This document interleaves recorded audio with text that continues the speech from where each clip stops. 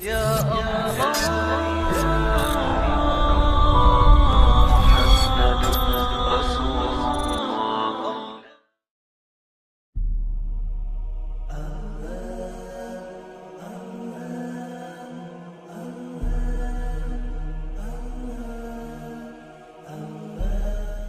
پہلو جس طرح شادی سے پہلے دعا تھی، وہاں شادی کرتے وقت حسن اختیار الزوجہ اختیار کیا ہے. اب شادی کیوں کر رہے ہیں؟ آپ کا ہدف کیا ہے؟ رسول اللہ صلی اللہ علیہ وسلم نے فرمایا ثلاث حق علی اللہ عونهم الناکح الذی یرید العفاف. اللہ تعالیٰ اس شخص کی مدد ضرور کرتا ہے ان تین لوگوں کی، ان میں سے ایک وہ ہے جو شادی اس لیے کرتا ہے کہ اس کی عفت باقی رہے، اس کا ایمان اور دین بچے. آج شادی کس لیے کی؟ بڑا ہو گیا بس. شادی کس لیے کی؟ ابھی کر لوں تو اچھا ہے، کل کو فلاں سے رشتہ لینا پڑے گا. اور شادی کرتے وقت معیار کیا ہے؟ ہر شخص کا اپنا بناوٹی معیار، کوئی دینی معیار نہیں. اگر ہوگا تو کسی مجبوری کی وجہ سے، جب کہیں اور جگہ ملتی نہیں ہے چلو پھر یہی ٹھیک ہے. معیار ہو تو سعید بن مسیب جیسا وقت کے حکمران نے کہا تھا کہ اپنی بیٹی کا وزن کرو، جتنا اس کا وزن ہوگا اتنے ہیرے جواہرات لے لو اور میرے ساتھ نکاح کر لو. قال ابدا، کبھی سوچنا بھی نہیں. پڑھا رہے تھے، ایک شاگرد آیا، کہا بیٹا کل کہاں تھے؟ کہا والدین پہلے دنیا سے رخصت ہو گئے، ابو وداع کی بات کر رہا ہوں. بیوی تھی وہ بھی فوت ہو گئی، اس وجہ سے میں کل نہیں آ سکا. کہا بیٹا پڑھائی کے بعد میری بات سن.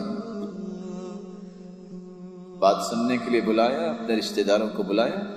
کہا بیٹا میں اپنی بیٹی کا نکاح آپ کے ساتھ کرنا چاہتا ہوں. کہا میرے ساتھ؟ کہا جی ہاں آپ کے ساتھ. اس سے بڑی سعادت کیا تھی؟ خود گھر چھوڑ کے آئے. پڑوسیوں سے کہا کہ ان کا خیال کرنا، تو کس کو غم بھی ہے اور خوشی بھی ہے، باقی اللہ تعالیٰ خیر فرمائے. 7 دن کے بعد جب ابو وداع دوبارہ کلاس میں آنے لگے تو بیٹی نے کیا کہا تھا؟ کہاں جا رہے ہیں؟ کہ آپ کے ابا کے پاس پڑھنے جا رہا ہوں.